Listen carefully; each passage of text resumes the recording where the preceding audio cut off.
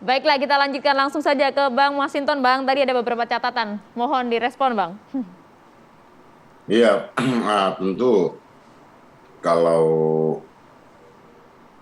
bantuan ke masyarakat itu kan mandat dari konstitusi ya, pasal 28H gitu ya. Kalau setiap orang berhak memperoleh hak-haknya gitu ya, termasuk memperoleh hak tentang jaminan sosial. Nah, jadi eh, kalau masalah bantuan apa segala macam itu kewajiban pemerintah kepada masyarakat yang dimandatkan oleh konstitusi. Nah, kalau kemudian pada teknisnya adalah bagaimana pemerintah mengalokasikan gitu ya. Nah, tentu ketika pada masa Pak SBY dengan Pak Jokowi tentu yang kalau kami pada saat itu sebagai PDI Perjuangan sebagai partai oposisi yang kita kritik adalah persoalan dari mulai data apa segala macam, efektivitas penerima gitu ya.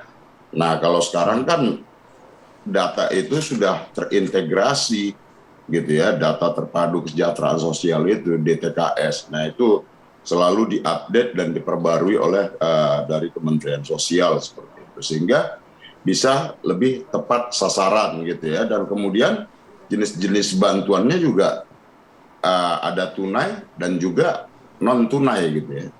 Bahwa Ya, ada bantuan pangan non tunai yang itu dibelanjakan di toko-toko yang memang memiliki kerjasama seperti itu, yang juga sudah direkomendasikan sehingga dia bantuan itu efektif seperti itu. Nah, kemudian terlepas oke. dari itu ya, ada beberapa yang menurut saya agak sepandangan tadi dengan Pak Andi Malaranggen. Bagaimana lo kita ini kan harus menjadi catatan, terutama ya kayak Kementerian Perdagangan dan pemerintah ya. Lah kita penghasil sawit terbesar dan kemudian tanah yang digunakan itu HGU semua itu. Dan orang terkaya di Indonesia ini ya selain dari pengusaha rokok adalah pengusaha sawit, minyak sawit. Itu orang terkaya di Republik gitu. Nah, pertanyaannya kan kemudian kalau semua kita serahkan pada mekanisme pasar, ya rakyat dapat apa gitu? Ini kan yang menurut saya sulit diterima nalar kita gitu loh. Ya, Nah, ya. harusnya kan negara ya oke pemenuhan kebutuhan dalam negeri berapa juta liter. Ya selebihnya mau diimpor silahkan, mau diekspor silahkan gitu. Tapi jangan semua diserahkan pada mekanisme pasar. Kalau diserahkan pada Ya. mekanisme pasar, ya ke apa? Di mana sisi keberpihakannya gitu. Itu satu tadi. Ya. Kemudian juga menyangkut tentang pola konsumsi.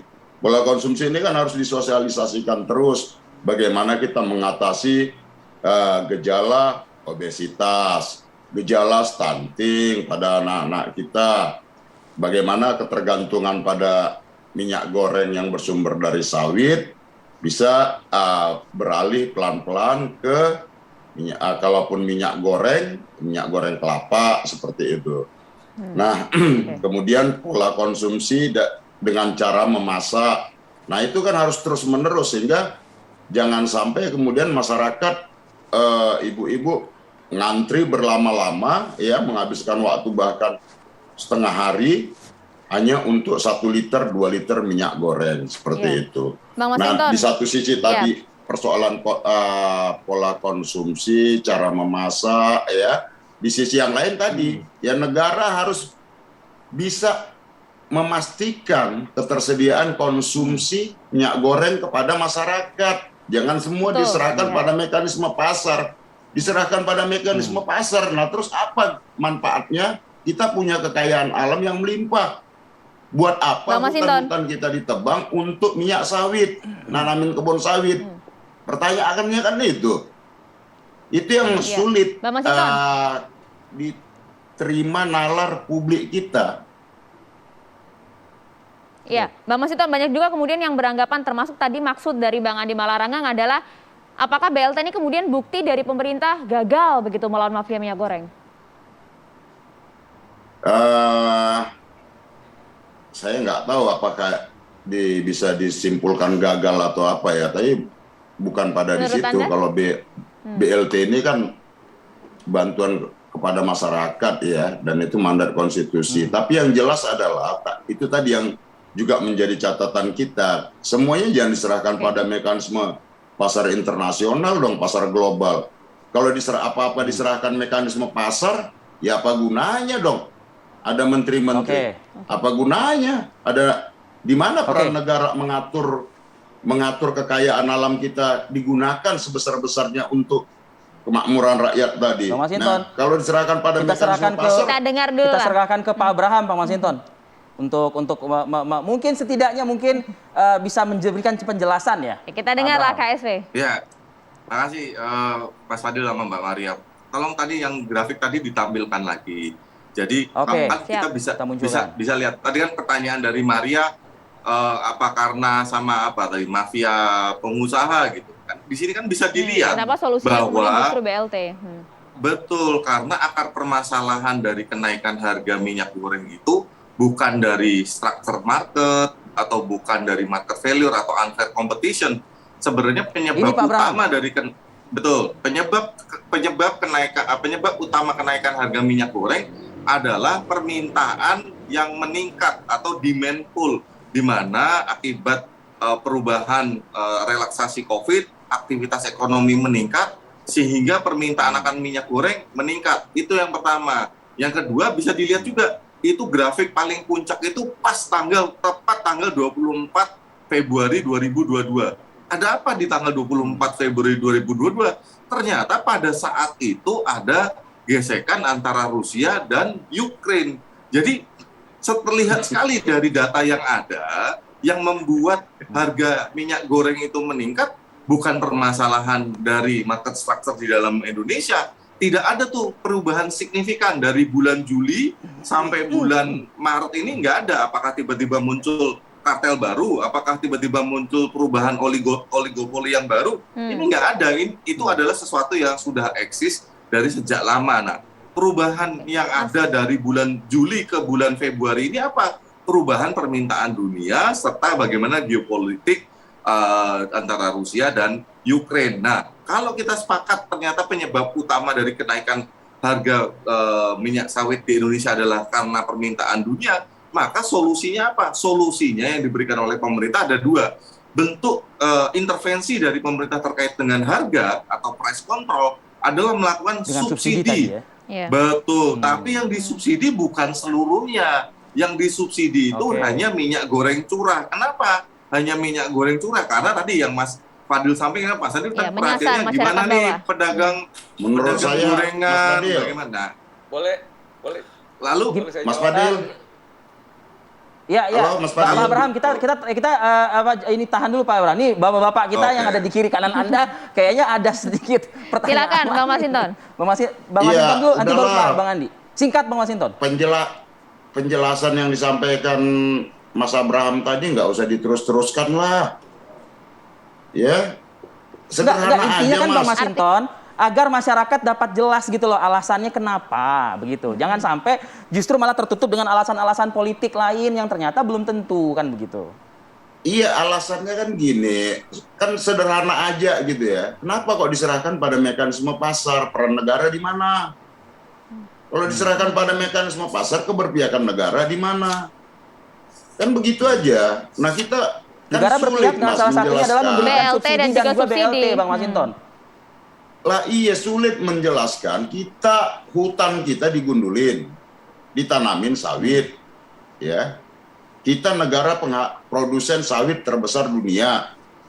Kemudian masyarakat kita kesulitan. Nah, di mana umpamanya pemenuhan kebutuhan pasar dalam negeri? Negara kan harus memaksa di situ dulu dong. Jangan baru kemudian sisanya diekspor. Kan harusnya peran negara di situ. Kalau tadi diserahkan dengan mekanisme pasar seperti itu, kita nggak perlu bahas. Yang kita sekarang sudah tangkap kita bahas pertanyaannya. adalah negara di mana, begitu loh. Enggak, yang kita bahas sekarang kan BLT minyak goreng beban rakyatnya berkurang atau tidak gitu loh. Itu dia. Bang Masinton. Bang Andi silakan. Jadi ini miss the point ini. kawan dari KSP ini nih. Persoalannya adalah kita adalah produsen minyak goreng terbesar di dunia, produsen sawit terbesar di dunia. Mau harga internasional setinggi apa kalau pemerintah membuat alokasi untuk kebutuhan dalam negeri sesuai dengan harga yang wajar di dalam negeri, itu kan tidak ada masalah. Mari kita contoh respon Amerika Serikat yang dianggap sebagai negara kapitalis dalam hal kenaikan harga BBM. Di Amerika itu pemerintah mempunyai stok BBM nasional yang disimpan oleh pemerintah. Ketika harga naik, apa yang dilakukan pemerintah Amerika Serikat? Kemudian mengambil cadangannya untuk kebutuhan dalam negeri, menggelontorkan kepada pasar dalam negerinya, sehingga harga menjadi lebih rendah lagi, turun di sana. Nah, kok Indonesia tidak punya stok cadangan minyak goreng untuk kebutuhan nasional? Pengusaha sawit ini ya, saya juga pernah di pemerintahan, jumlahnya kurang dari jari saya ini. Bisa dihitung jari.